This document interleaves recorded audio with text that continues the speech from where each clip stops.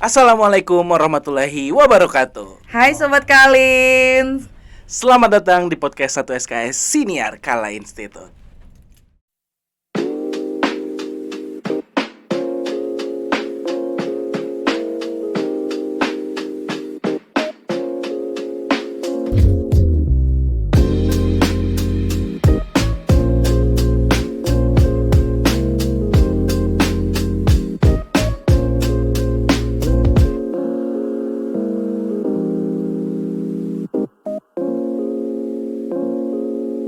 Senang sekali akhirnya kita bertemu lagi ya Kak Adi ya di podcast 1 SKS Siniar Kala Institute. Dan spesial banget, selalu spesial sih tentunya ya. Betul Kakak Iya, Elsa. karena hari ini kita kedatangan Bapak Rektor Kala Institute, yaitu Bapak Syamril. Halo Pak. Halo Pak Syamril. Ceria sekali saya lihat.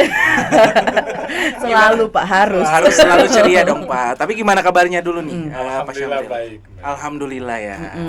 Oke. Iya. Nah, ini mungkin kita ada di sini, ada di ruangan ini lebih ke arah mau ngobrol-ngobrol kali ya. Iya, dengan betul Pak Syamril sekali. terkait isu yang memang lagi hangat sekali gitu Kakak Elsa. Iya, jadi Pak Syamril ini habis menulis artikel yang berjudul Agar Generasi Z Tidak Mencemaskan.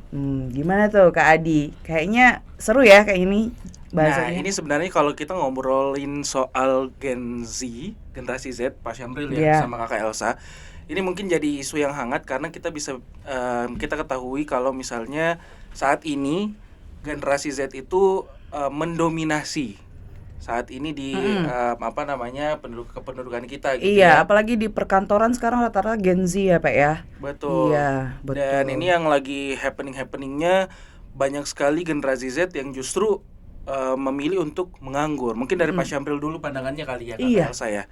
Seperti apa nih Gimana dengan tuh, kondisi Pak? saat ini Pak Syamril? Oke, kita pahami dulu ya, Gen Z ini kan secara waktu lahir itu didefinisikan yang saya ambil satu aja nih. Lahir tahun 1997 sampai 2012. Oke. Jadi kalau secara umur kalau 97 itu kan 27 tahun.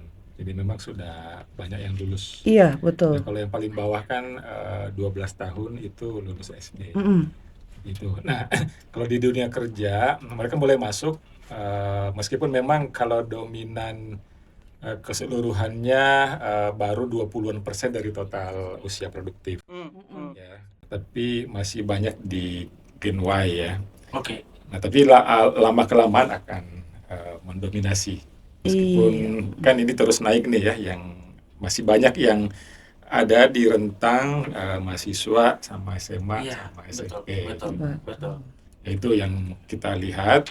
Nah, kemudian memang itu kan kemarin kayaknya 2 pekan lalu ya, itu kan data dari BPS. Iya. Jadi dikatakan ada 9,9 juta. Itu 22. Besar banget ya ternyata ya. Itu 22,5% dari populasi di mereka ya, Gen Z ini. Jadi kalau 10 juta lah ya, itu anggaplah 25%, berarti kan 40 juta tuh total kurang lebih. Betul. Itu ada 22,5% yang istilahnya NEET, not in employment, education and training. Jadi dia itu disebut juga tuh need generation ya.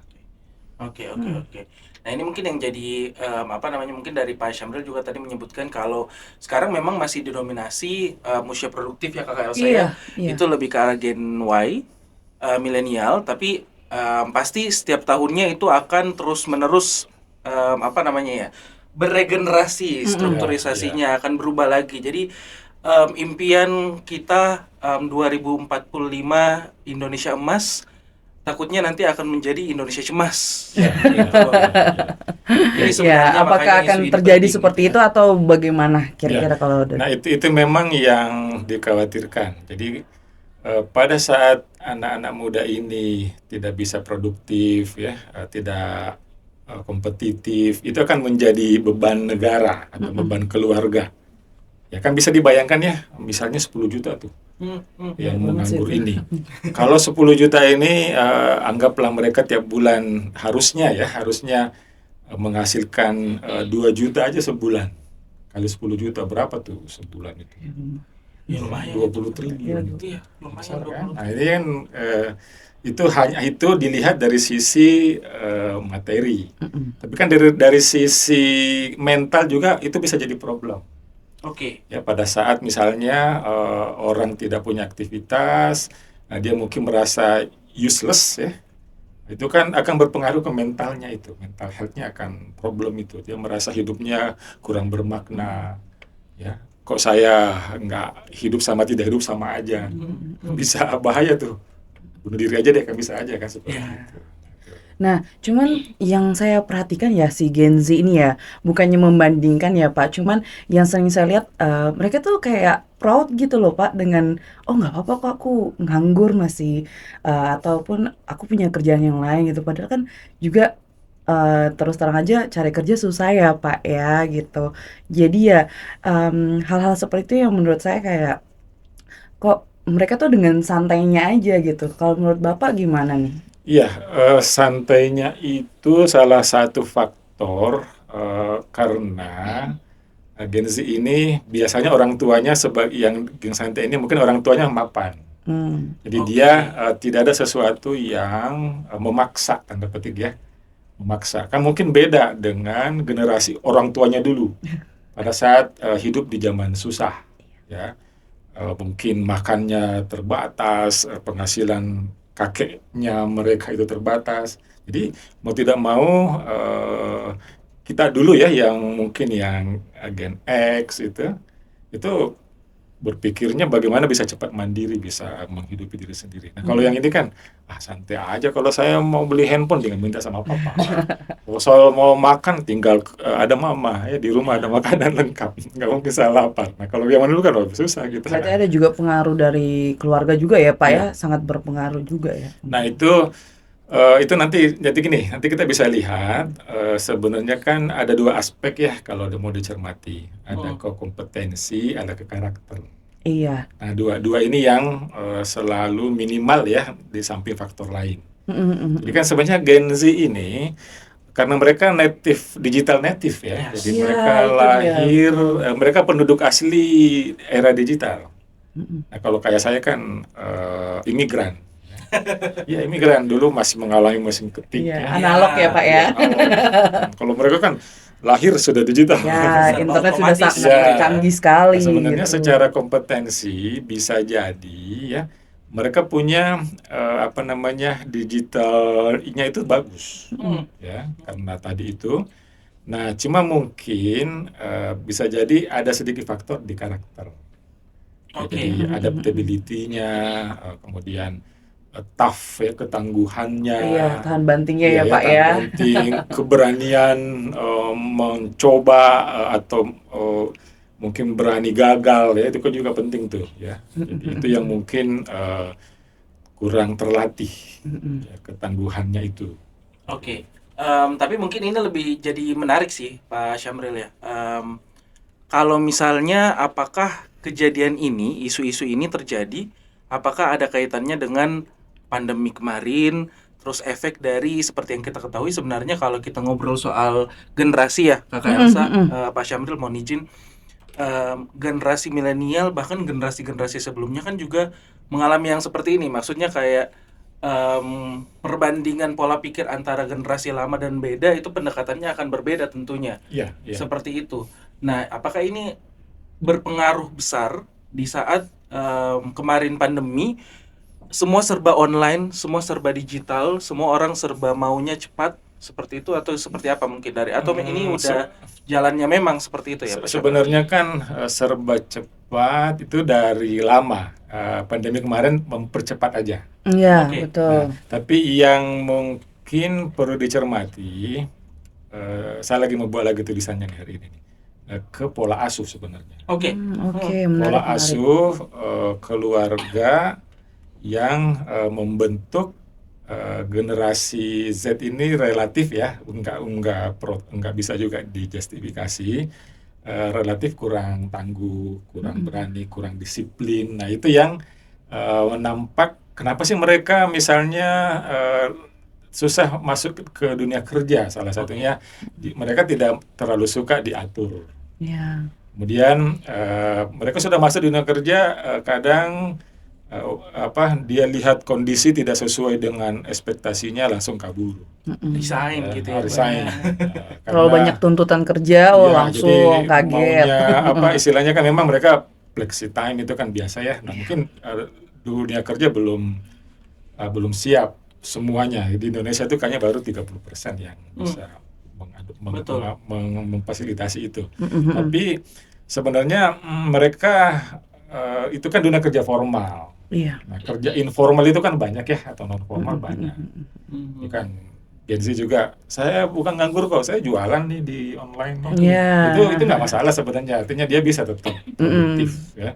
Tapi yang dikhawatirkan yang tadi data itu, kalau misalnya mereka menjadi generasi hanya rebahan aja.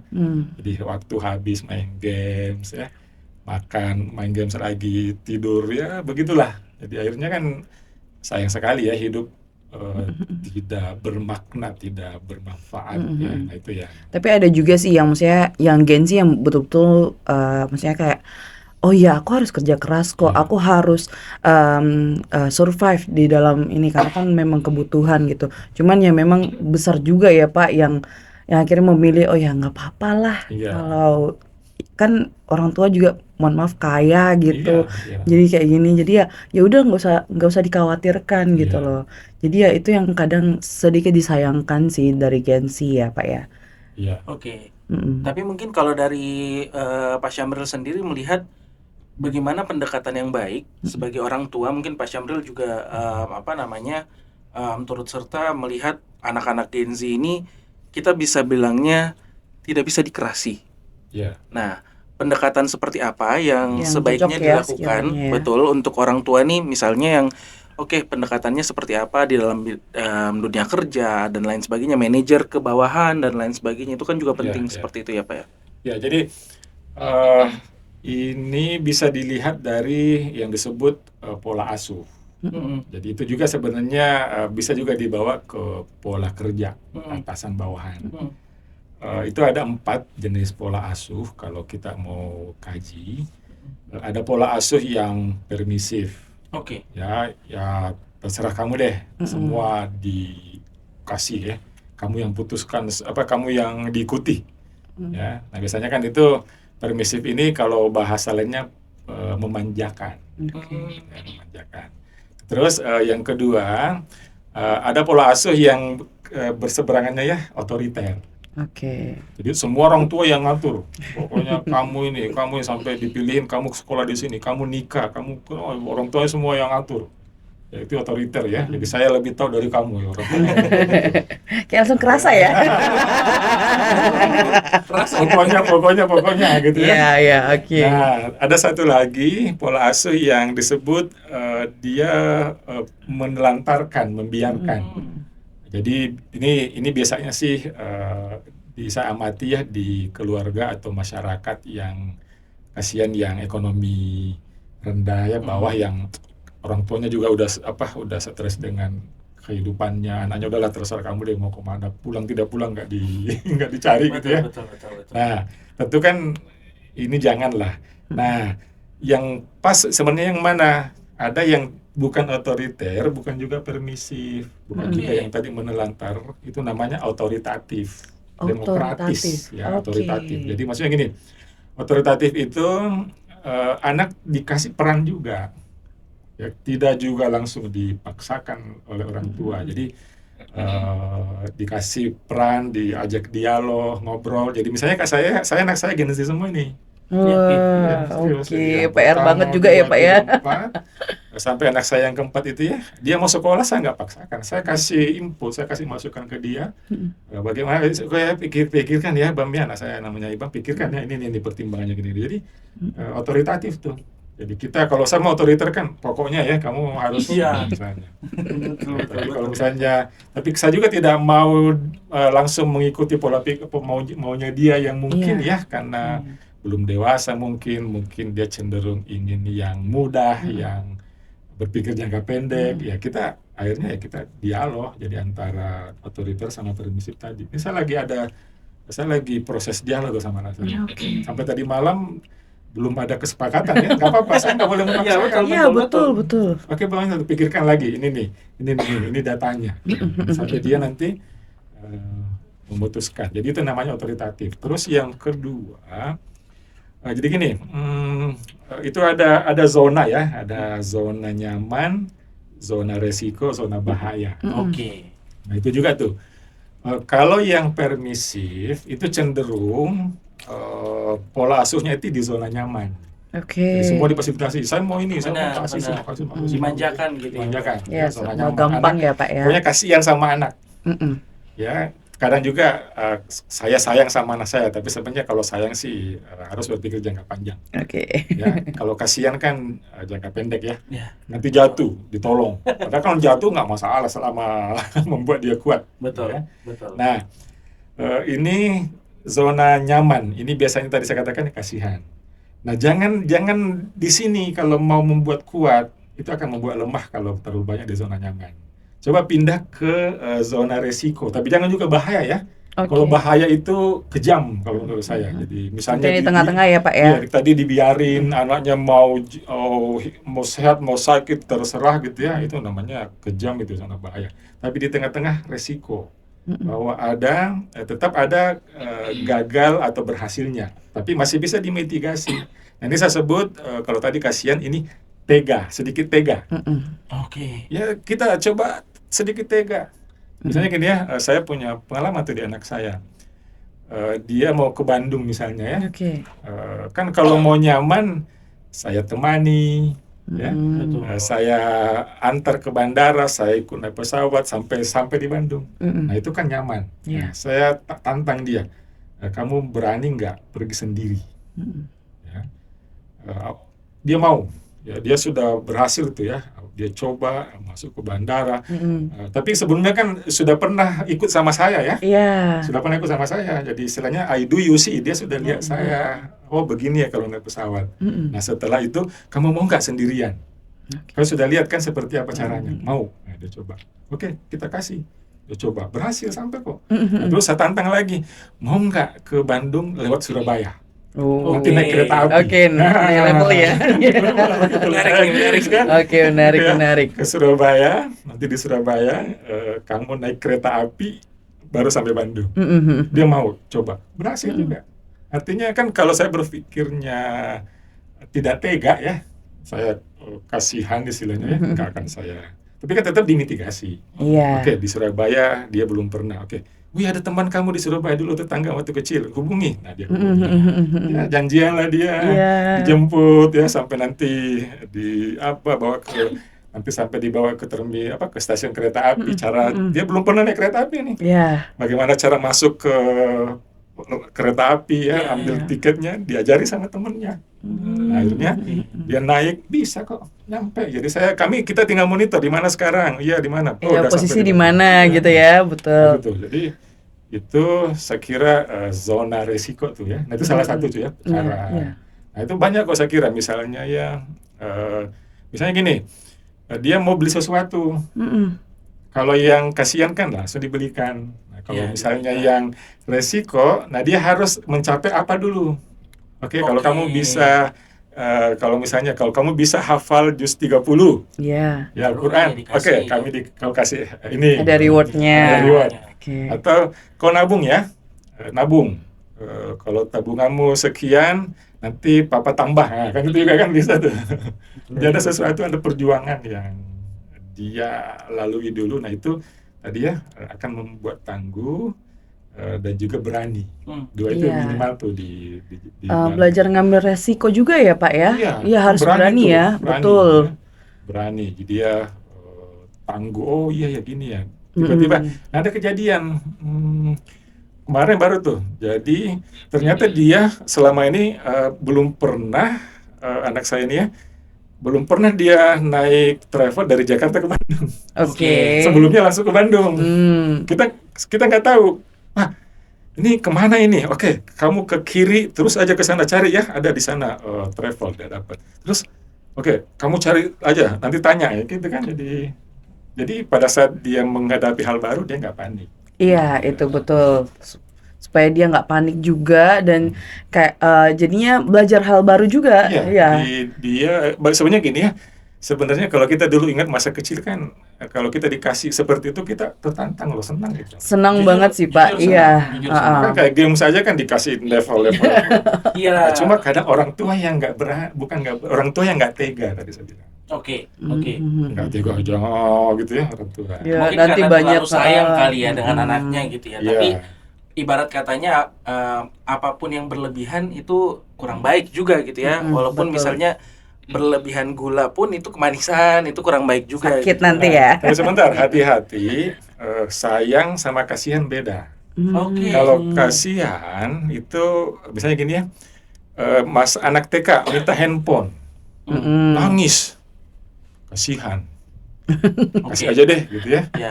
Tapi kalau misalnya sayang, nggak bagus ini untuk dia. Saya nggak kasih kamu karena saya sayang sama kamu. Nanti saya kasih kamu kalau sudah gede. Nah, itu kan beda ya. Betul. Atau misalnya anak TK mau es krim yang sebenarnya tidak cocok dengan Ya, ada beberapa ya. kesehatan dia, kondisi dia ya. gitu ya. Nangis, kasihan, kasih mie deh. Tapi kalau kita sayang, jangan. Ini nanti secara jangka panjang itu merusak. Itu namanya sayang. Kalau kasihan jangka pendek menyenangkan, tapi bisa jadi kesenangannya tidak Iya. tidak bagus. Berarti secara keseluruhan Pak, untuk bahasan kita kali ini tuh sebenarnya Gen Z itu bisa survive ya Pak ya? Bisa, karena mereka punya relatif ya, saya katakan tadi, mereka secara teknologi mereka savvy istilahnya ya, Iya. mereka relatif lebih inilah. Coba aja deh, saya kalau bingung sama handphone saya kasih anak saya. Justru kadang anak yang Gen Z ini lebih cepat tanggapnya Iya, gitu lebih ya. update. punya gitu. bekal itu, punya bekal untuk bekerja cepat, karena dia punya tools tahu ya dan cepat belajar. Nah, kemudian yang kedua, biasanya nih ya relasi mereka bagus karena medsos. Ya, Oke. relasinya dan cenderung mereka kan polanya itu tidak begitu hierarki atau apa istilahnya, gimana ya, apa kan sekarang anak-anak saya aja misalnya mahasiswa WA saya kan, Iya. WA langsung ke rektor kan bisa sekarang. Zaman dulu kan nggak Iya, bisa. dulu aduh takut banget. SMP Lewat ini. WA saya langsung tuh ke Jatira, nggak masalah kan, budaya sudah jadi apa namanya, hierarki itu sudah relatif berkurang. Jadi nah tinggal tadi itu aja, ke karakter, bagaimana karakternya kuat selain baik. Jadi ada namanya Iya. karakter baku, baik dan kuat.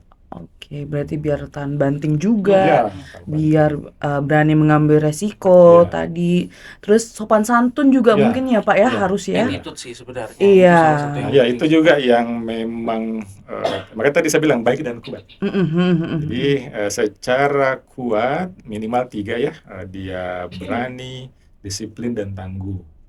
Nah, secara baik itu kalau merujuk ke Agim, ikhlas, jujur, tawadu ya sopan santun tadi ya, Iya. tidak menyinggung orang ya. Betul. Itu kan memang juga sedikit berubah ya di zaman sekarang.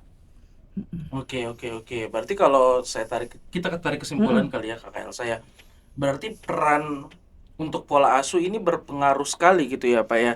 Dan pola asuh yang baik sebenarnya itu bukan dari satu sisi, tapi kedua belah pihak. Orang tua juga harus tega, anak-anak juga Sedikit tega ya. sedikit Tega. Banyak tega sedikit boleh lah. tega, dan anak-anaknya juga bagaimana caranya tidak terlalu merasa, ih kalau misalnya saya ditegakan sama orang tuaku saya kayak seperti ini gitu loh. Jadi memang betul-betul harus seimbang, balance dari Iya. kedua sisi. Dan mungkin juga sebagai Gen Z juga memang harus sadar sih, maksudnya Ya, itu itu kesadaran, dipahamkan. kesadaran. harus bahwa bilang oh kita juga harus punya kalau kita biar istilahnya biar kita tidak dibanding-bandingkan lah, sesimpel kayak di kantor bahwa ih Gen Z gini bilang oh harus dibuktikan, Iya. berarti berarti Oke. harus belajar lagi, sadar lagi Iya. bahwa memang harus banyak yang harus diperbaiki ya Pak ya untuk ke arah lebih baik Ya, begitu. tapi tetap tadi ya, bahwa Gen Z ini punya potensi besar. Iya, sangat besar Pak, Tadi ya betul. teknologi, cepat belajar dan Mm-mm. sebagainya ya, dan itu bisa saling melengkapi kok.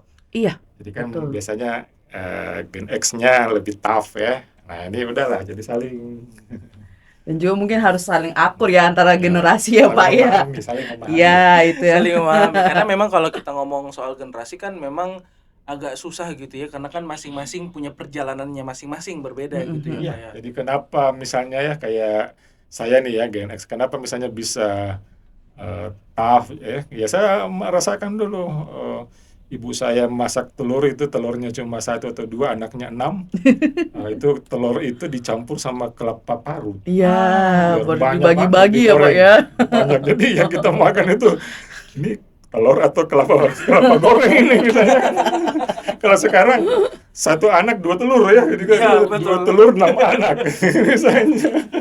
Jadi Itu kita sebenarnya rasain banyak juga sekali sih. yang kita pelajari ya, dan Iya. seru banget akhirnya bisa bahas tentang Gen Z dari Pak Syamril Dari sudut juga, pandang Pak ya. Syamril Dan ini yang akan ngebantu banget ya buat betul, para betul. Gen Z dan kita juga pada akhirnya. Kebetulan saya Gen Z, Pak. Peralihan ya. Lahir tahun berapa? 97. Apa? 97. Awal-awal lah kan, peralihan Masih ngerasa milenial milenialnya, milenial Pak. ke Gen Z gitu ya.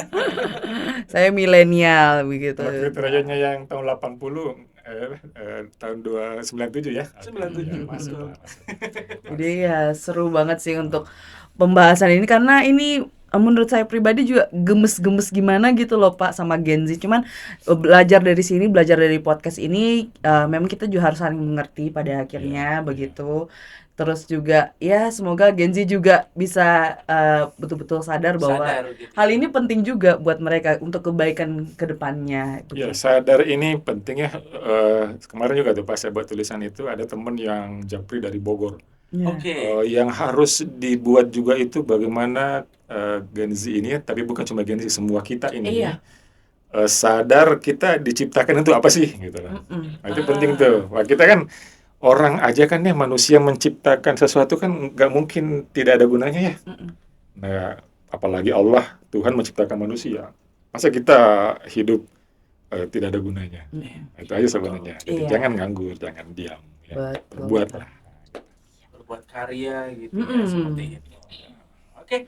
Kalau gitu mungkin satu kali lagi closing statement kali Iya. ya dari Pak Syamril terkait generasi Z seperti apa dan kedepannya Pak Syamril sebagai Harapannya orang, bagaimana gitu Pak? ya, Ya. yang memang sebagai peran orang tua gitu ya, orang tua ke orang tua ataupun orang tua ke anak-anak Gen Z-nya seperti apa Pak? Iya, Iya. silakan Pak. Jadi saya mau kutip tadi pagi ada bacaan bagus tuh, mungkin nyambung ya dari Pak Pembudi. Jadi kan best ya, kita ingin lahirkan generasi yang best. Tidak hanya B itu brain ya, cerdas. Ini kan anak-anak ini relatif tuh karena gizinya bagus ya umumnya ya. Betul. Nah, E-nya ini nih emotional intelligence-nya. Nah, kemudian S-nya itu skill ya. Mm-mm. Nah, yang keempat teamwork-nya. Oke, Oke best. ya, Ya. best tuh. Nah, jadi kan kalau brain sama skill kan oke lah, tadi saya katakannya Iya. relatif terbantu tuh. Nah, tinggal emotional sama teamwork-nya ini nih Mm-mm. yang perlu orang tua kita pendidik dimanapun itu kita fasilitasi pertumbuhan itu. Nah, bagi Gen Z sendiri tolong cermati dirinya ya, bagaimana nih saya dalam hal emotional intelligence saya, dalam teamwork saya. Jangan sampai itu yang jadi gap ya. Nah, sehingga kalau itu bisa ditutupi gapnya, insya Allah kok itu bisa survive, bahkan tidak hanya survive, bisa win lah ya, Mm-mm. bisa menang di Bisa saling bantu juga ya pada akhirnya ya Pak ya. kolaborasi dan sebagainya. Iya, betul sekali. Dan terima kasih banyak buat Pak Syamril sudah hadir di Terima kasih, podcast Pak 1 Syamril. SKS. Dan semoga ini menjadi hal yang baik buat kita semua. Dan juga apalagi Kak Adi. Kita mau kasih ingat juga kalau saat ini kita sudah membuka Mm-mm. dan akan terus membuka proses penerimaan mahasiswa baru. Iya, jadi langsung aja cek di websitenya Kala Institute ataupun juga di Instagramnya di @kalainstitute. boleh cek di sini nanti dibantu sama editornya. Iya, oke. Terima kasih banyak Pak Terima kasih Syamril banyak buat Pak Syamril atas waktunya. Dan sampai ketemu lagi Sobat Kalins di episode berikutnya. Bye. Bye.